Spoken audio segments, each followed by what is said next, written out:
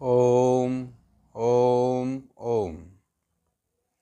जय श्री कृष्ण, जय श्री राधे। हम जो कर्म करते हैं, हमारे पास जो पदार्थ हैं, हम जो क्रिया करते हैं, उसे भगवान को समर्पित कर देना चाहिए हमें, और हमें स्वयं को भी भगवान को समर्पित कर देना चाहिए। तो इससे क्या होगा कि जब हम अपने आप को भगवान को समर्पित कर देंगे, भगवान के अर्पण कर देंगे, तो जो हमारे किए हुए कर्म हैं, कर्म बंधन जो हमारे हैं, चाहे वो शुभ हों या अशुभ हों। शुभ का मतलब है कि जो अच्छे कर्म हैं, जो विहित कर्म हैं, और अशुभ कर्म यानी जो निषिद्ध कर्म हैं। तो चाहे निषिद्ध कर्म हों और चाहे विहित कर्म हों, इन सारे कर्मों का जो बंधन है और जो इनका फल है, वो सब जो है ना, हमारा भगवान को समर्पण करने के पश्चात और जो है वो उस बंधन से हम छूट जाते हैं, वह बंधन हमारा कट जाता है।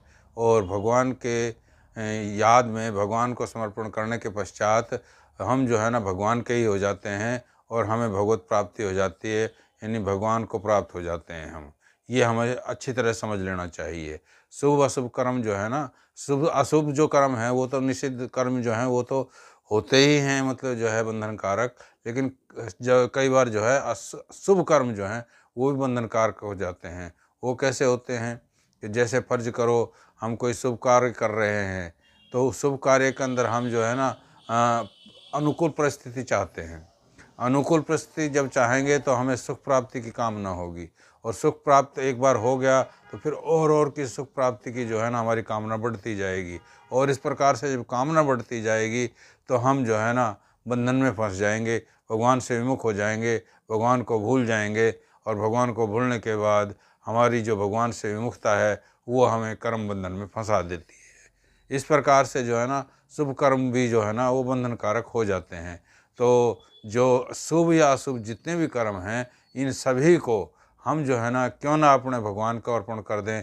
हम जो है ना भगवान के भक्त हैं, और भगवान को अर्पित करने के पश्चात, उनकी शरणागति लेने के पश्चात, उनको समर्पण करने के पश्चात हमारा रही किया जाता है, क्योंकि पदार्थ उन्हीं के हैं, और जो कुछ हम कर रहे हैं उन्हीं के बदौलत कर रहे हैं। शरीर का जो अंग अंग एक एक अंग है जिसके अंदर जो जिससे हम देखते हैं, आँखें हैं, या सुनते हैं कान हैं, या बोलते हैं जिह्वा है। तो ये सारे जो भी कर्म करते हैं, चलते हैं, फिरते हैं, खाते हैं, पीते हैं, सोते हैं, जो भी कर्म हम कर रहे हैं, सब भगवान की दी हुई शक्ति के कारण कर रहे हैं। हमारे पास क्या है? हमारा तो कुछ है ही नहीं। सब पदार्थ भी भगवान का है, और जो क्रियाएं कर रहे हैं वो भी भगवान की वजह से ही हम कर रहे हैं।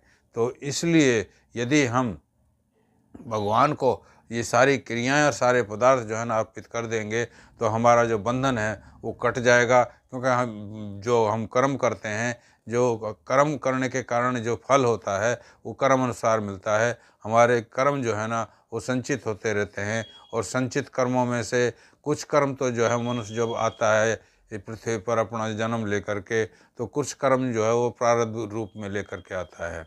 और कई बार जो है ना, बहुत सी बार जो है ना वो कर्म बंधन के कारण जो है ना तिर्यक योनि में भी जाना पड़ता है, जहाँ हमारे सिर्फ जो हमारे सोचने की बुद्धि नहीं होती है, वहाँ वहाँ अपना जो है भजन भाव नहीं कर सकते। वहाँ तो सिर्फ हमें जो है ना योनि मिल गई और हम भोगेंगे, उस हिसाब से वो योनि के अंदर जो है ना भोग पूरा करना है। तो इस प्रकार से जो है ना मनुष्य ही एक ऐसा जीव है जो बुद्धि रखता है, और अपनी बुद्धि को किसी भी साइड में, किसी भी तरफ जो है ना वो डाइवर्ट कर सकता है। बड़े ध्यान से इसको रहना पड़ेगा, साधना में जुटना पड़ेगा, भगवान की जो है भक्ति करनी पड़ेगी, और शुभ अशुभ कर्म क्या होते हैं वो जानना पड़ेगा, और अपने आप को भगवान के समर्पण करना पड़ेगा। यदि समर्पण वो कर देगा, और यदि पदार्थों और उन क्रियाओं को जो उसको भगवान की दी हुई हैं उनको भी वो भगवान को सौंप देगा, तो उसको जो है ना कुछ नहीं लगता है, और इससे जो है वो भगवान के समर्पण करने के पश्चात वो भगवान का ही हो जाता है। और भगवान फिर अपने बच्चे की, अपने भक्त की इस प्रकार ध्यान रखते हैं जैसे माँ अपने बालक की रखती है।